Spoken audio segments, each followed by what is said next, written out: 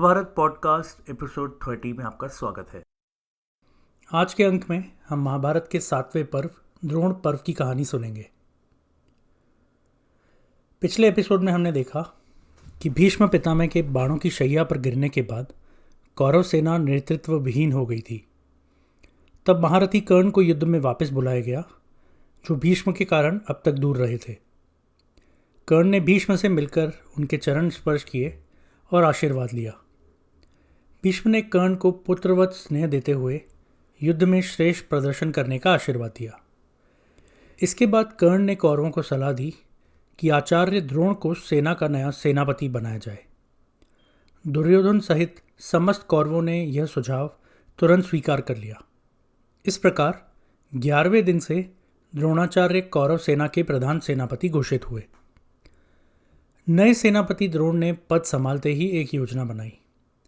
वो जानते थे कि पांडव पक्ष की रक्षा की कुंजी युधिष्ठिर है। यदि युधिष्ठिर बंदी बन जाएं तो युद्ध तुरंत समाप्त कराया जा सकता है। द्रोणाचार्य ने दुर्योधन से वचन लिया कि वो युधिष्ठिर को जीवित पकड़ने का पूरा प्रयास करेंगे, लेकिन इसके लिए अर्जुन को किसी भी तरह मुख्य युद्ध भूमि से दूर रखना होगा। अर्जुन की उपस्थिति में युधिष्ठिर को पकड़ पाना असंभव था। दुर्योधन ने एक रणनीति बनाई कि कुछ योद्धा अर्जुन को लगातार युद्ध की चुनौती देकर दूर ले जाएंगे। इधर पांडवों की ओर से गुप्तचरों ने द्रोणाचार्य के इस इरादे की सूचना युधिष्ठिर को दे दी। युधिष्ठिर ने तुरंत अर्जुन को सावधान किया। अर्जुन ने अपने भाई को आश्वासन दिया कि चाहे देवराज इंद्र स्वयं कौरवों की सहायता करे, फिर भी वो शत्रुओं को युधिष्ठिर तक नहीं पहुंचने देंगे। इस निश्चय के साथ 11वें दिन का युद्ध प्रारंभ हुआ। युद्ध के 11वें दिन आचार्य द्रोण ने अपनी सेना को शकट व्यूह यानी कि रथ के आकार का एक व्यूह में व्यवस्थित किया, जिसका मुकाबला करने के लिए पांडवों ने कौंच व्यूह बनाया। कौंच व्यूह मतलब सारस पक्षी के आकार का व्यूह। सुबह होते ही भयंकर युद्ध छिड़ गया। सेनापति बनते ही द्रोणाचार्य ने अपनी प्रतिज्ञा के अनुसार प्रचंड आक्रमण शुरू कर दिया। उनकी बाणों की वर्षा से पांडव सेना में हाहाकार मचने लगा। द्रोण ने कुछ ही समय में दिव्य अस्त्रों का प्रयोग करके पांडव पक्ष के असंख्य सैनिकों और योद्धाओं का संहार प्रारंभ कर दिया, जिससे पांडव पक्ष डर से कांप उठा। इस दिन कई युद्ध हुए। पांडव पक्ष की ओर से भीमपुत्र राक्षस घटोत्कच आगे आए तो उनका सामना निशाचर अलम्बुस से हुआ, जो कि कौरवों की ओर से लड़ रहा था। दोनों के बीच बड़ी भीषण लड़ाई हुई। उधर युवा वीर अभिमन्यु, जो कि अर्जुन के पुत्र थे, ने कौरव योद्धा पौरव पर आक्रमण कर दिया। अभिमन्यु ने पौरव का धनुष तोड़ दिया तो पौरव तलवार लेकर अभिमन्यु पर टूट पड़ा। अभिमन्यु ने भी तुरंत रथ छोड़ तलवार उठा ली और पौरव को पकड़कर लगभग धरती पर गिरा ही दिया था कि तभी सिंधु देश के राजा जयद्रथ ने आकर पौरव को बचाया। जयद्रथ ने अभिमन्यु से तलवार ढाल से युद्ध किया, पर अभिमन्यु के प्रहार से जयद्रथ की तलवार टूट गई और वो भूमि पर गिर पड़े। इतने में मद्र देश के राजा शल्य ने अभिमन्यु पर एक भारी भाला फेंका। अद्भुत कौशल दिखाते हुए अभिमन्यु ने वह भाला हवा में ही पकड़ लिया और उल्टा घुमाकर शल्य के रथ पर दे मारा। इस प्रहार से शल्य के रथ का सारथी मारा गया और रथ टूट गया। अभिमन्यु की वीरता पर पांडव सेनाओं ने जयकार की और चोटिल शल्य को पीछे हटना पड़ा। इसके बाद भीम ने शल्य को संभालने के लिए आए कौरव सैनिकों पर धावा बोला और शत्रु दल में भगदड़ मचा दी। कर्ण पुत्र वृषसेन पांडव पक्ष के विरुद्ध आ डटा और कुछ समय तक वीरतापूर्वक लड़ता रहा, पर भीम ने उसे घायल कर पीछे हटने पर मजबूर कर दिया। इसी बीच द्रोणाचार्य लगातार पांडवों की प्रमुख इकाइयों को तहस नहस करते हुए आगे बढ़ रहे थे। उनकी दृष्टि अब युधिष्ठिर पर थी, जो युद्ध के मध्य भाग में थे। दुर्योधन भी अपनी कुछ सैन्य टुकड़ियों के साथ युधिष्ठिर को घेरने की कोशिश में था। आचार्य द्रोण ने अवसर पाकर युधिष्ठिर के रथ पर हमला कर दिया और उनके साथ रक्षा में डटे पांचाल राजकुमार को अपने बाणों से मार गिराया। यह संभवतः पांचाल नरेश द्रुपद के पुत्र थे। युधिष्ठिर के पास उपस्थित सैनिकों में हाहाकार मच गया। द्रोणाचार्य अब सीधे युधिष्ठिर पर झपटे और लगभग उन्हें बंदी बनाने ही वाले थे। किंतु ठीक समय पर अर्जुन युद्ध के उस भाग में आ पहुंचे। दरअसल अभी तक अर्जुन युद्ध के एक दूसरे छोर पर व्यस्त थे, लेकिन जैसे ही उन्हें संकेत मिला कि युधिष्ठिर पर संकट है, तो वो तुरंत अपने रथ को उधर मोड़कर तेजी से पहुंचे। अर्जुन के आते ही परिस्थिति बदलने लगी। अर्जुन ने क्षेत्र में पहुंचकर द्रोणाचार्य पर तीखे बाणों की बौछार शुरू कर दी, जिससे द्रोण को युधिष्ठिर से पीछे हटना पड़ा। अर्जुन का प्रहार इतना घना था कि आकाश मानो बाणों से ढक गया और चारों ओर अंधकार छा गया। अर्जुन ने सैकड़ों शत्रुओं को एक ही बार में अपने बाणों से बीन डाला। कौरव सेना में हड़कंप मच गया और वो पीछे हटने लगे। कुछ ही समय में सेनापति द्रोण और शिष्य अर्जुन आमने सामने थे। द्रोणाचार्य जानते थे कि अर्जुन को हराना अत्यंत कठिन है और अर्जुन को भी अपने गुरु पर घातक प्रहार करने में संकोच था। दोनों महान धनुर्धरों में देर तक द्वंद्व चला, लेकिन कोई निर्णायक परिणाम नहीं निकला। वहीं दूसरी तरफ शकुनी 100 साथियों सहित सहदेव पर टूट पड़ा। सहदेव ने उन सभी को पराजित करके भगा दिया। नकुल ने मद्र नरेश शल्य को हरा दिया था और उन्हें हराकर उन्होंने अपना शंख बजाया। भीम ने कौरव राजकुमार विविशंति को परास्त कर दिया था। अभिमन्यु उस दिन कई मोर्चों पर लड़ा। उसने पौरव, जयद्रथ, शल्य आदि से लड़ाई की और एक समय पर तो स्वयं द्रोणाचार्य को भी घेर कर ललकारा, पर द्रोण ने उन सबको हरा दिया और अभिमन्यु और उसके साथी पीछे हट गए। इसके बाद धृष्टद्युम्न ने भी अश्वत्थामा को रोके जाने का प्रयास किया, पर द्रोण पुत्र अश्वत्थामा के सामने धृष्टद्युम्न टिक न सके और घायल होकर पीछे हट गए। स्वयं भीमसेन ने वापस मोर्चा संभाला और अभिमन्यु के साथ मिलकर कौरव सेना पर कहर बरपाना शुरू कर दिया। द्रोणों की प्रचंड मार से कौरव दल आतंकित होकर भागने लगे।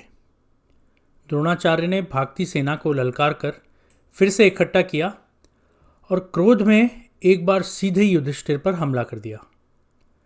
द्रोण ने युधिष्ठिर का धनुष काट दिया और एक और उसकी रक्षा में खड़े वीर युगंधर को मार गिराया। पांचाल नरेश द्रुपद, मत्स्य नरेश विराट, सात्यकी, धृष्टद्युम्न आदि कई महारथी तुरंत आकर युधिष्ठिर की ढाल बने और मिलकर द्रोण को रोके रखने की चेष्टा करने लगे। भीषण बाण वर्षा के बीच आचार्य द्रोण ने सिंहसेन और व्यागदत्त नाम के वीरों का नाश कर डाला। कौरव दल यह सब देखकर द्रोण के पीछे फिर से जुटने लगे और युधिष्ठिर को पकड़ो, युधिष्ठिर को पकड़ो ऐसे नारे लगाने लगे। इस बात पर वहां फिर से अर्जुन आ गए और अर्जुन के आते ही कौरव सेना में हाहाकार मच गया। अर्जुन ने तूफानी गति से बाण चलाते हुए कौरव बल को पीछे ढकेलना शुरू कर दिया। स्वयं द्रोण भी अर्जुन की तीव्र मार के आगे अधिक देर तक नहीं टिक सके और पीछे हटने लगे। अर्जुन का प्रकोप ऐसा था मानो बाणों की नदी बह रही हो, जिससे कौरव पक्ष के सैकड़ों रथ, हाथी और पैदल योद्धा कटने लगे। अंततः सूर्यास्त होने तक अर्जुन ने स्थिति पूरी तरह से पलट दी थी। अंधकार छाने लगा तो दोनों पक्षों ने युद्ध विराम किया और अपनी अपनी सेना को शिविर में लौटने का आदेश दे दिया। पहला दिन बतौर सेनापति द्रोणाचार्य युधिष्ठिर को पकड़ने के अपने उद्देश्य में सफल नहीं हो पाए। अर्जुन ने पांडव सेना की रक्षा कर ली थी। इस असफलता से द्रोणाचार्य क्षुब्ध थे। संध्या समय कौरव सभा में द्रोण ने दुर्योधन से कहा कि अर्जुन को हटाए बिना युधिष्ठिर को बंदी बनाना अत्यंत कठिन होगा। यह सुनकर त्रिगत्र देश के राजा सुशर्मा ने प्रस्ताव रखा कि वो और उसके भाई मिलकर अर्जुन को युद्ध में उलझाकर दूर ले जाएंगे। सुशर्मा और उनके सहयोगी अपने प्राण देकर भी अर्जुन को रोकने की प्रतिज्ञा लेते हैं। ये योद्धा स्वयं को संस्पतक यानी कि मरने या मारने की कस्में खाने वाले कहते हुए अगले दिन सुबह अर्जुन को अलग ले जाने की योद्धा बनाते हैं। उधर पांडव पक्ष में भी द्रोण की रणनीति से निपटने की तैयारी होती है। इस तरह से 11वां दिन समाप्त होता है। 12वां दिन सुबह होते ही त्रिगत्र के राजा सुशर्मा ने अपने विशाल सेना के साथ अर्जुन को ललकारा।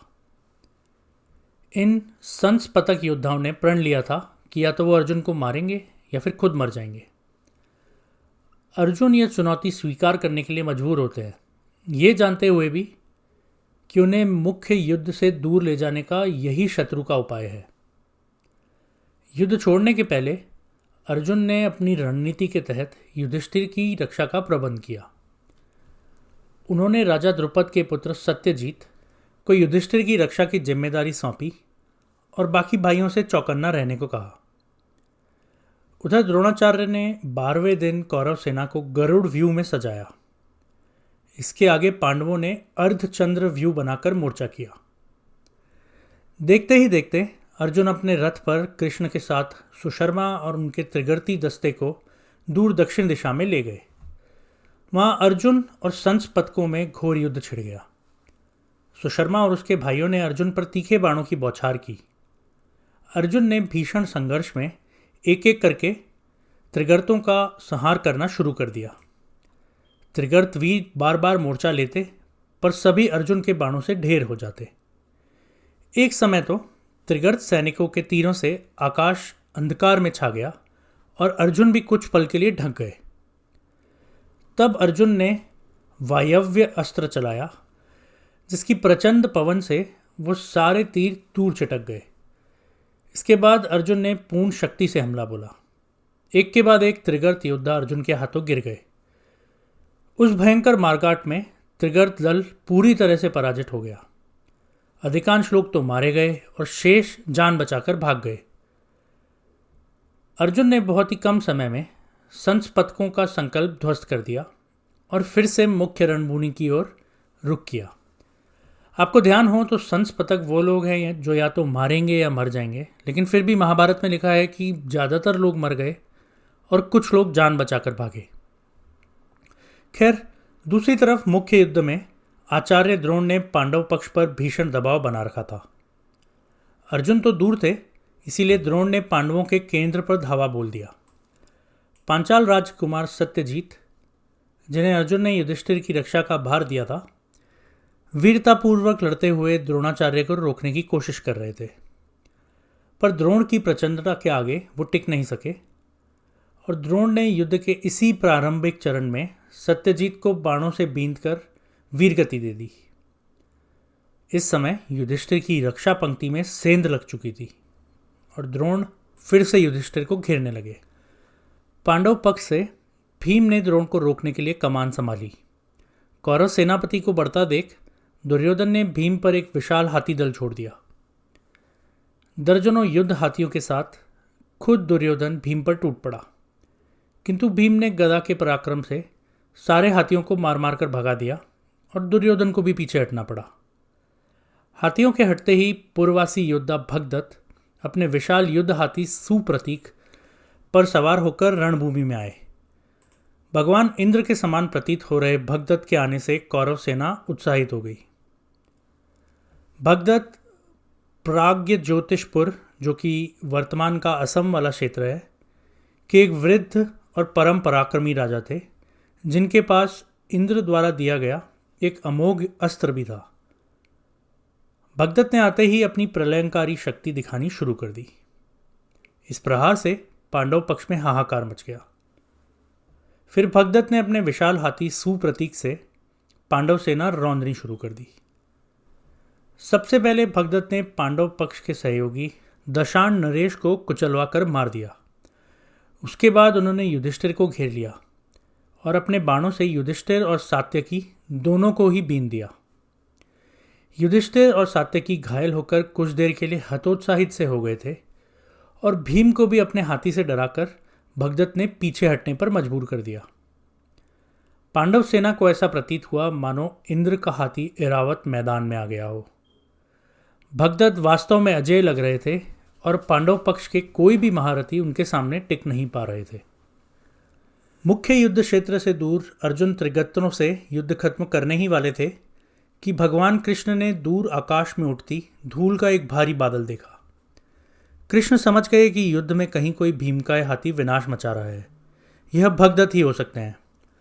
कृष्ण ने अर्जुन से कहा कि वो शीघ्र त्रिगर्त युद्ध का अंत करके लौटे, क्योंकि पांडव सेना संकट में है। अर्जुन ने तुरंत इंद्र द्वारा दिए गए वज्र जैसे अस्त्रों का प्रयोग करके बचे हुए त्रिगर्त योद्धाओं का संहार कर दिया। जब तक अंतिम संस पतक ढेर ना हुआ, अर्जुन नहीं रुके। जो संस पतक भाग भी गए थे वो भी यहाँ पर शायद वापस आ गए और अर्जुन ने उन्हें भी मार दिया। इसके बाद कृष्ण तेजी से अर्जुन का रथ मोड़कर भगदत्त की ओर ले चले। यहाँ द्रोण और अन्य कौरव वीरों ने भगदत्त के आवेग का लाभ उठाकर पांडव सेना को बुरी तरह क्षति पहुंचाई।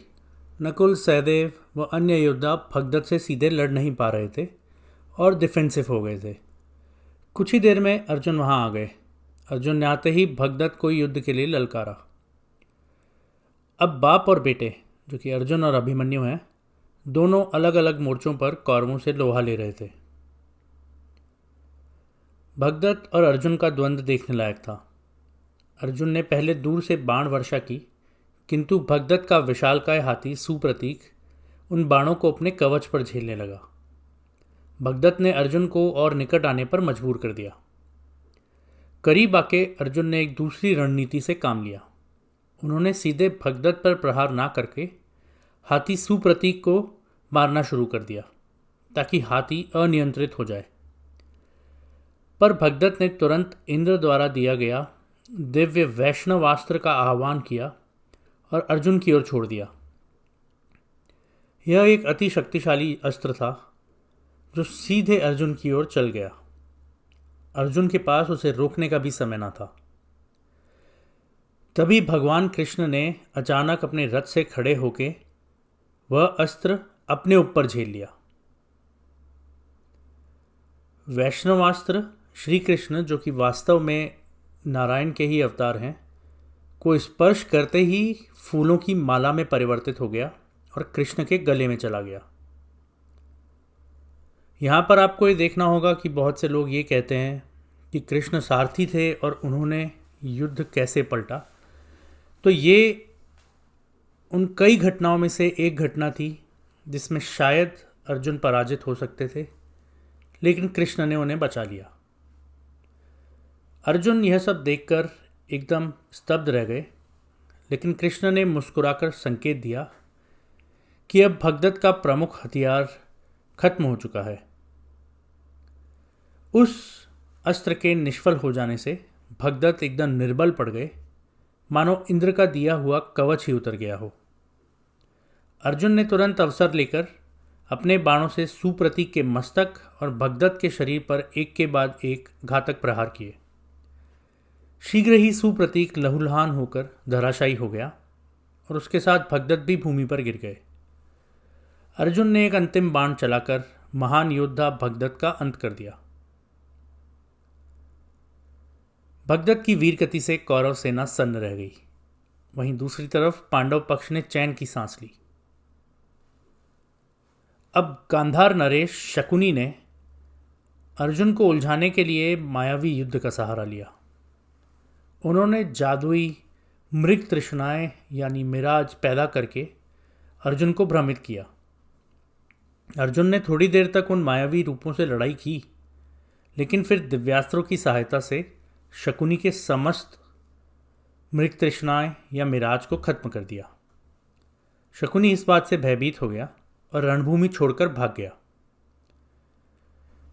वहीं दूसरी तरफ कौरव पक्ष के अश्वत्थामा ने भी अपनी तरफ से पांडव पक्ष पर आक्रमण जारी रखा। अश्वत्थामा का सामना एक नीले रंग के दैत्य जिसका नाम था नील से हुआ, जो कि पांडव पक्ष से था। घोर युद्ध में अश्वत्थामा ने राजा नील का वध कर दिया। पांडव सेनाएं देख के हिल गई कि गुरु पुत्र अश्वत्थामा ही अपने पिता की समान विनाशक है। बहरहाल अर्जुन द्वारा भगदत्त और शकुनी आदि को परास्त करने के बाद 12वें दिन का युद्ध भी खत्म होने लगा। अर्जुन ने दिन खत्म होते होते क्रोध में कौरवों के बहुत से वीरों को मार गिराया, जिसमें कर्ण के पक्ष के 3 भाई भी बताए जाते हैं। दोनों तरफ भारी क्षति पहुंची, लेकिन दिन का अंत आते आते पांडवों का पलड़ा कुछ भारी रहा। सूर्यास्त पर युद्ध विराम हुआ। 12वें दिन पांडवों ने अपने कुछ वीर सत्यजीत, नील आदि खोए, तो कौरवों ने भगदत्त जैसे महारथी को खो दिया। द्रोणाचार्य उस शाम फिर चिंतित थे कि आज भी युधिष्ठिर को बंदी बनाने का मौका नहीं मिल पाया, और अर्जुन ने अपना वचन निभाकर सेना की रक्षा की थी। रात में कौरव शिविर में द्रोणाचार्य ने अगली रणनीति पर विचार किया। अब तक के अनुभव से उन्हें पक्का विश्वास हो गया कि जब तक अर्जुन मुख्य रणभूमि में उपस्थित है, युधिष्ठिर को पकड़ना असंभव है। इसीलिए उन्होंने अगले दिन फिर वही योजना दोहराने का निश्चय किया। किसी भी तरह अर्जुन को युद्ध से दूर रखना होगा। दूसरी ओर पांडवों को भी आभास था कि द्रोण आसानी से हार मानने वाले नहीं। सभी वीर अगले दिन के भीषण संग्राम के लिए मन कड़ा करके सोए। 13वें दिन कौरवों ने सुबह होते ही अपनी सबसे घातक रणयुक्ति अपनाने का निर्णय किया। आचार्य द्रोण ने सुबह सुबह त्रिगर्त नरेश सुशर्मा और उसके बचे संस्पतक साथियों को वापस से अर्जुन को ललकारने भेजा। उधर द्रोण ने कौरव सेना को इस दिन चक्रव्यूह में व्यूहबद्ध किया। चक्रव्यूह एक विशाल घूमते चक्र के समान युद्ध व्यूह था, जिसे तोड़ना अत्यंत कठिन माना जाता था। इस व्यू को भेदने का ज्ञान पांडवों में सिर्फ अर्जुन और कृष्ण को था, और कृष्ण तो शस्त्र उठाते ही नहीं थे। द्रोण की योजना स्पष्ट थी। अर्जुन को फिर दूर ले जाकर मुख्य मोर्चे पर अभेद्य चक्रव्यूह रचना और उसके द्वारा युधिष्ठिर को घेरा जाना। संस्पतकों ने आते ही अर्जुन को ललकारा और कुरुक्षेत्र के दक्षिण में अपने मोर्चे को खोल दिया। अर्जुन को विवश होकर उनका सामना करने जाना पड़ा। अब मुख्य युद्ध क्षेत्र में अर्जुन की अनुपस्थिति में कौरवों का चक्रव्यूह पांडवों के सामने खड़ा था। युधिष्ठिर, भीम, नकुल, सहदेव, धृष्टद्युम्न आदि ने इस चुनौती को समझा, लेकिन उनके सामने समस्या यह थी कि चक्रव्यूह में प्रवेश करके उसे तोड़ने की संपूर्ण विद्या केवल अर्जुन को आती थी, और अर्जुन इस समय दूर युद्ध कर रहे थे और दिन ढलने से पहले उनके लौटने की संभावना नहीं थी। यहाँ पर अभिमन्यु ने आकर कहा कि उन्हें चक्रव्यूह में घुसने की कला आती है। यह शिक्षा उन्होंने अपने बचपन में, जब वो अपने माता सुभद्रा के पेट में थे, तो अर्जुन से पाई थी। लेकिन अभिमन्यु ने यह भी बताया कि उन्हें केवल व्यूह में प्रवेश करने का तरीका आता है, निकलने का नहीं। युधिष्ठिर ने आश्वासन दिया कि व्यूह भेद कर अंदर प्रवेश करने के बाद वे सभी अभिमन्यु के पीछे पीछे व्यूह में प्रवेश करते जाएंगे और उसे घिरने नहीं देंगे। अन्य पांडवों ने भी सहमति जताई कि वे अभिमन्यु के पीछे मार्ग बनाकर भीतर जाएंगे। योजना तय होते ही 16 साल का अभिमन्यु अपने रथ पर सवार होकर चक्रव्यूह के मुंह की ओर बिजली की गति से बढ़ने लगा। कौरव सेनापति द्रोण ने व्यूह के प्रवेश द्वार पर खुद और कई अन्य महारथियों के साथ धरना दे दिया। अभिमन्यु ने जरा भी विलंब ना करते हुए द्रोणाचार्य के व्यूह के द्वार पर जबरदस्त आक्रमण बोला। अभिमन्यु के बाणों की गति ऐसी थी कि कुछ ही क्षणों में उसने द्रोण के रथ के सामने उपस्थित हाथियों, रथों और घुड़सवारों की पंक्ति तहस नहस कर डाली। देखते ही देखते अभिमन्यु ने चक्रव्यूह का द्वार भेद दिया और अंदर शामिल हो गए। उनके पीछे युधिष्ठिर, भीम, नकुल, सहदेव, धृष्टद्युम्न आदि आगे बढ़ गए। लेकिन दुर्भाग्य से उसी समय सिंधु, नरेश, जयद्रथ ने आकर पांडवों का मार्ग रोक लिया। शिवजी से प्राप्त वरदान के कारण जयद्रथ उस दिन पांडवों को रोक पाने में सक्षम था। उसने ऐसी शक्ति दिखाई कि युधिष्ठिर, भीम, नकुल, सहदेव कोई भी उसे हटा नहीं सके और आगे नहीं बढ़ सके।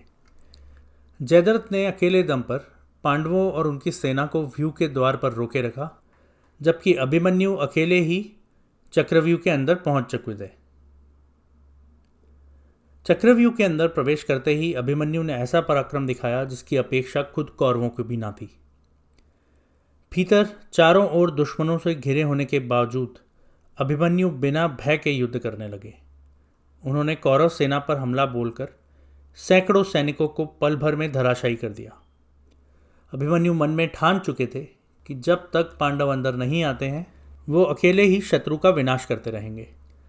द्रोणाचार्य, कर्ण, कृपाचार्य, दुशासन और दुर्योधन सभी ने अभिमन्यु को घेरकर एक साथ उसे रोकने का प्रयास किया, लेकिन अभिमन्यु बहुत ही अच्छे धनुर्धर थे।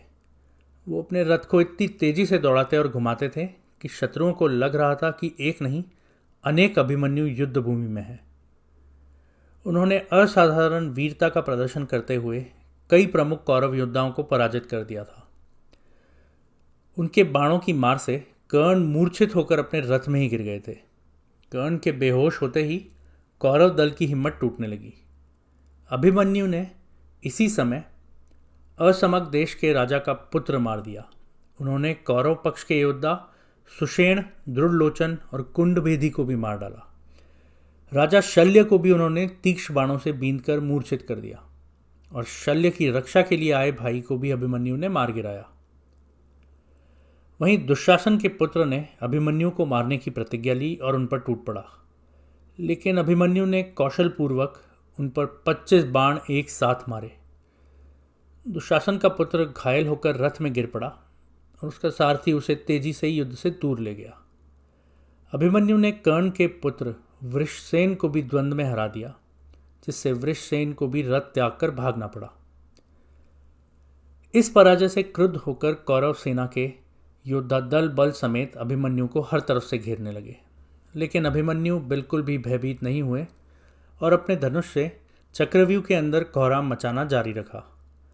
उन्होंने रण कौशल दिखाते हुए एक दिव्य गांधारवास्त्र का प्रयोग किया, जिससे शत्रु सैनिकों को एक साथ अनेक अभिमन्यु दिखने लगे। इस मायाजाल से कौरव सेना भ्रमित हो गई और अभिमन्यु ने उसी दौरान सैकड़ों शत्रुओं का संहार कर डाला।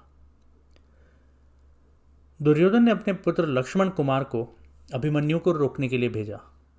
लक्ष्मण ने क्रोध में अभिमन्यु पर बाणों की बौछार कर दी। अभिमन्यु ने बहुत साहस के साथ उसका सामना किया और पलटकर एक तेज नाग जैसा बाण उन पर मारा। वह तीर सर्प की भांति लक्ष्मण के सीने में उतरा और लक्ष्मण का सर धड़ से अलग गिर गया। दुर्योधन ने अपने पुत्र को युद्धभूमि में गिरते देखा तो वो शोक और क्रोध से व्याकुल हो उठा। अभिमन्यु ने दुर्योधन की आंखों के सामने उसके पुत्र का वध कर दिया था। अभिमन्यु का तांडव जारी रहा। अब तक उन्होंने कौरव पक्ष के कई महारथियों को घायल या ढेर कर दिया था। यह देखकर द्रोणाचार्य समझ गए कि अभिमन्यु को सामान्य तरीके से पराजित करना संभव नहीं है।